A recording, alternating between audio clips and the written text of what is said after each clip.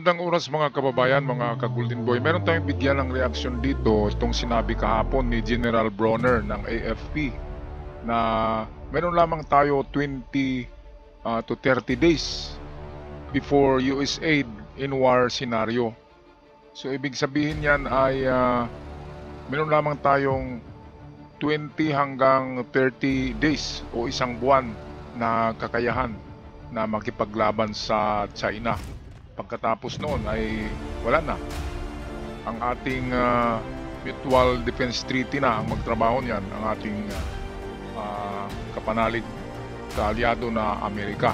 Dahil meron nga tayong Mutual Defense Treaty and kasama dyan, apat lahat yan eh. Ang India, meron tayong Defense Treaty, Australia, Japan, and Amerika.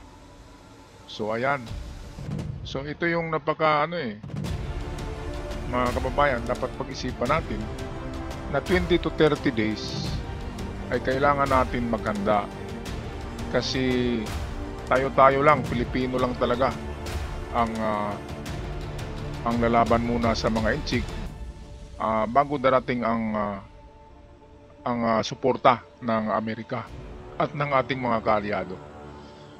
So ito, the Armed Forces of the Philippines is continuously gearing up so that they could rely on its own holdout for up to 1 month or 30 days before reinforcement from United States arrive in wartime scenario. Military Chief General Bronner said on Tuesday. So ito daw ay sinabi ni Presidenteng Marcos sa kanya na dapat lalaban muna tayo. Siyempre, papakita muna natin na matapang tayo. Alam nga naman na chicken ka agad, di ba? So, meron tayong kunti lang pala tayo, no? 160,000 active military troops. Yung active natin, 160,000. Pero yung ating reservist ay napakarami dahil sa mga estudyante. So, the order of our President Ferdinand Marcos Jr. is that we should be able to fight and preserve our forces for at least 20 to 30 days. Hold out. So ayan. Kaya naman in an interview on the opening of the AFP Joint Exercises AJEX, which was joined by its 3 major service branches. So kasama dito ang pulis ating Marine, ang Philippine Navy, Philippine Army at Police, kasamang Police. Kaya kayong mga Police dyan ay mag-practice na kayo ng target shooting. Hasain nyo yung inyong mga skills dahil kasama pala ang PNP. Kasama ang PNP sa kung matuloy itong gera na ito ay isa sa branch of our armed forces. Kasama ang Police. Of course, Philippine Navy talagang magtrabaho dyan dahil karagatan at kapag makapasok sa kalupaan natin ng mga inchik, ang Philippine Army na naman ang haharap sa kanila. At kapag aakyat sila sa kabundukan, well, meron tayong mga civilian forces niyan. Sigurado ako, mga tinatawag na guerrilla sa itaas ng bundok. So doon na matutsugi ang mga inchik sa guerrilla tactics dahil kabundukan hindi nila alam kung saan dadaan, kaya mahuhulog sila sa patibong para sa mga baboy damo. Yung mga patibong sa baboy damo, diyan tayo magaling Noong World War II, sabi ng lolo ko, gumagawa sila ng patibong para sa Hapon na mga para sa baboy damo. Okay, so meron tayong mga video clips dito atin panoorin. Utos ng ating Pangulo, si President Ferdinand Marcos Jr., is that we should be able to fight and preserve our forces for at least 20 days. Ayan, so ito mga kababayan, kung naalala nyo ang Ukraine, di ba? Ang Ukraine ay pinabayaan muna ng NATO, pinabayaan muna ng Amerika bago sila bumigay ng tulong. Bago nagbigay ng tulong. Bakit? Kasi nasa code of war yan nasa war ethics na kailangan merong rason kung bakit tumulong yung ibang bansa. Kung kaya naman ng bansang Pilipinas ang China, bakit tutulong sila? Yun ang ano ang Code of War and Ethics, na kapag nakitang medyo naapi na, natalo na, doon na pwedeng makipaglaban ang mga kaalyado ng Pilipinas o sa katulad ng Ukraine na nangyari. Kaya ito ang paghandaan natin. Huwag natin isipin na nandyan ang Amerika, nandyan ang Japan, nandyan ang India, nandyan ang Australia. Kasi hindi sila muna iiksi na. Pabayaan mo na nilang Pilipinas. Pero hindi yan kung nakita nila na in just 3 days ay ubos na ang ating mga assets, ubos na ang ating mga barko, mga eroplano, mga helicopter, sigurado ako tutulong ng mga yan. Hindi yan pwedeng titingin lang kasi invoke ng Mutual Defense Treaty sa panahon na yan. Invoke na, ibig sabihin naka-on na yun. So anytime, tutulong talaga ang Amerika kapag nakita niya na medyo bugbog na tayo. Kung sa boxing pa yan ay bugbog na, tulungan na natin. So ganun yun, mga kababayan. Kaya hindi tayo magtaka na tayo-tayo muna. Tayo-tayo muna talaga yan. Kaya sa mga reservists dyan ay tapang-tapangan nyo ang loob nyo at saka cardio. Mag-jogging kayo palagi kasi cardio yan, lalo na sa Army, sa Philippine Army na mga reservists. Ay cardio yan kasi palagi tayong tumatakbo, gumagapang. At kapag mahina ang tuhod mo, ay maiiwan ka sa takbuhan, di ba? Alangan naman naharap ka, takbo ka kaagad. Ang style ng gera para sa mga Chinese ay hit and run eh. Pag naglanding sila sa lupa, hit and run, hindi ka tatagal. Yun ang style ng Ukraine sa Russia. Kapag nagpaputok sila, takbo na naman sa ibang posisyon para hindi sila malocate kaagad. So, stamina yan, cardio. Kailangan merong resistensya ang bawat sundalo. Okay, patuloy tayo sa balita ng GMA.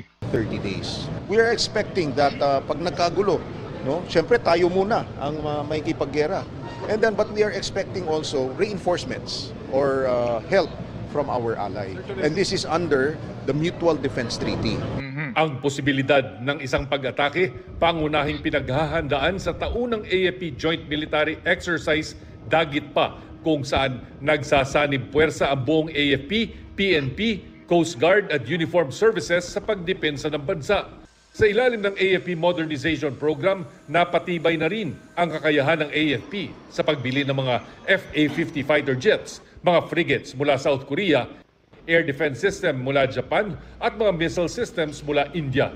May iba pang paparating na military assets. Okay, so meron na nga tayong marami-rami na rin ang ating mga military assets na in order. Yung ating BrahMos ay nagdagan na naman. Ang ating helicopters ay nasa nasa 30 ka-helicopters na. And then jet fighters, ewan ko kung natuloy yung sa Amerika na karagdagang 20. So mayroon na tayong 20 na active na mga jet fighters. So napaka-kunti lang talaga kasi kung ihambing natin sa China ay grabe, ang dami-dami.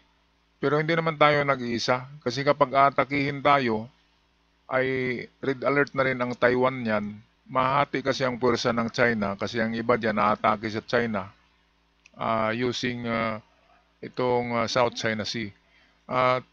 Of course, activate na rin dyan ang Japan kapag ganun na inatake ang Taiwan, ay ang Japan ay ready na rin. Pero bibilang talaga tayo ng mga araw nito. Pero kapag nagkataon na nandyan sa WPS naka-standby yung strike group na Nimitz ng US, ng Indo-Pacific, kung nandyan, nagkakataon na pag-atake ng China ay nandyan, ay hindi naabuti ng 1 oras. Doon kaagad. Pero tingin ko hindi atake ang China na nandyan ang aircraft carrier ng Amerika sa WPS. Atake yan sa sa unexpected moments na nawala ang aircraft carrier ng US. Kaya ito ang paghandaan natin lalo na sa mga reservists. Kasi ang mga reservists, mga walang walang karanasan, so mapaihi talaga yan sa pantalon yung mga reservist sa takot. At talagang tatawag yan sa pangalan ng mga nanay, lolo't lola. Kaya lakasan nyo mga reservist ako reservist din ako eh. Pinag-isipan ko kung ako'y guerrilla or ako'y magpa-enlist sa active. Pero palagay ko guerrilla lang ako kasi nasa sniping ang ano ko eh. Ang aking forte, ang aking skill ay sniper. So pwede ako sa bundok. Sniper na lang muna. Para pwede ka makapagtago-tago sa itaas ng bundok. Survival lang muna, mga kababayan. Kayo anong plano nyo? Dapat magplano na kayo ng bag out. Kung ayaw nyo talaga magipaglaban sa bundok, bag out plan sa mga safety na bundok. Yung bundok na malayo sa kabihasnan para hindi yon tatargetin ng China. Tinatarget ng China yung population eh. Yung commercial center, yung military installation. Kaya yung mga lugar na malapit sa mga EDCA sites, delikado talaga yan. Dahil diyan talaga babagsak yung mga bomba ng China eh. Ang problema natin ngayon, wala tayong Iron Dome na katulad na depensa. Meron tayo sa Amerika yung kanilang mga interceptors sa mga EDCA sites ng Amerika. Pero sa Pilipinas, sa atin, sa ibang region ay wala. So meron tayong 12 EDCA sites na ngayon. So may mga interceptors lahat yan. Ang problema nga lang ay mayroong mga lugar na walang EDCA sites. So walang interceptors. Yun ang mahirap. Lalo na sa Mindanao, mukhang wala yatang sa Mindanao eh. Sa Southern Mindanao, wala yatang EDCA sites kasi malayo na kasi yan ang Southern Mindanao. Malayo na yan sa Taiwan Strait. Kasi ang dinidipinsahan ng Amerika, Taiwan Strait saka Northern Luzon. Diyan kasi sisiklab talaga ang gulo ayon sa ulat ng US military.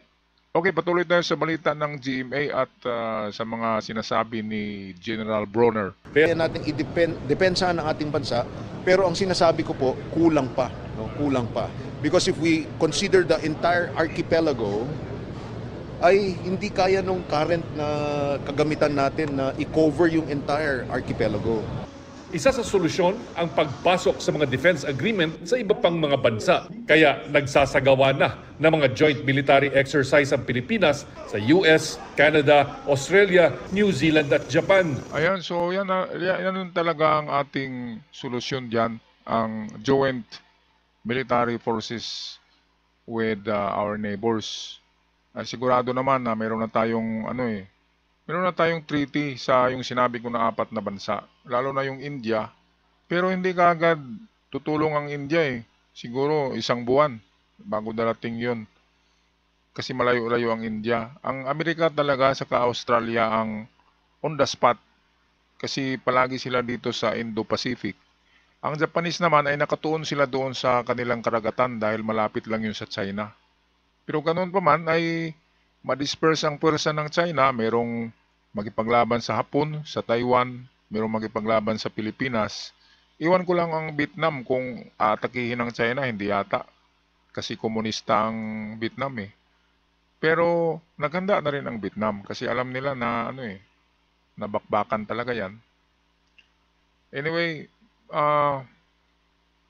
talagang speechless ako dito kapag pag-usapan na itong senaryo itong actual talaga kung mangyayari yan. Anong gagawin nyo mga kababayan? Meron na ba kayong emergency kit? Meron ba kayong 72 hours survival foods? Meron ba kayong kagamitan for survival sa pagtakbo? Kasi kailangan tatakbo tayo eh. At wag kayong tumakbo na sumiklab na ang gera. Kasi nakakordon na ang mga checkpoint niyan ng army. Kinordon na ng army, hindi na makakalabas ang mga sibilyan yan. Kaya sa bag-out plan, halimbawa, puputok bukas ang gera, kasi malaman naman natin yan, ay hindi pa, wag mo nang paabutin ang bukas, kasi nakakordon, naka-red alert ng mga checkpoint ng army, kahit sibilyan, hindi na kayo palabasin yan. Yan ang masaklap kasi kinukulong tayo eh. Katulad nung COVID, di ba, nakulong tayo. May mga checkpoint, cordon. Hindi dapat ganon. Dapat ang sibilyan, hayaan na makaakyat sa kabundukan. Kasi hindi naman tayo kasama diyan sa ang sibilyan naman military na dapat i-cordon. At kapag bagsakan ng missile ng China ay mauubos. Pati sibilyan, di ba? Kaya kailangan ikalat. Merong mga nasa bundok. Kasi ito ang kwento ng lola ko noon. Ang lola ko kasi noon ay, ano na yun, sinilang na yung nanay ko ay dalaga na nung panahon ng giyera. Kaya kinikwento talaga ng lola at ng lolo ko yung nangyayari sa giyera. Pinaka-safety talaga ay bundok. Kasi sa syudad, nandiyan na yung mga Chinese niyan eh. Sa panahon noon Hapon, ang mga Hapon ay nasa syudad na, occupied na nila. Pinapasok ang mga bahay. So, kapag na-penetrate ang South China Sea, nagapi yung ating naval forces, hindi nakapasok ang mga Chinese sa kalupaan, dito na sila yan mamalagi sa syudad, sa mga nayon. At yung na-trap na hindi nakaakyat sa bundok, yun yung mga kawawa, mga kababayan. So anong masasabi nyo? Handa na ba kayo para sa ganitong senaryo? Nako, parang ang sagot nyo ay mahina eh. Handa na ba kayo, mga kababayan? Well, ako ay medyo handa lang ako eh. Hindi talaga ako handa. Medyo handa ako. At sa panahon ng senaryo na ito ay tatakbo talaga ako sa bundok, dala ang aking emergency kit. Okay, ako'y magpaalam na mga kababayan at pag-i-comment na lang sa ating comment section. At sa bago pa lamang sa channel, huwag kalimutan mag-subscribe. Hanggang sa muli, God bless the Philippines!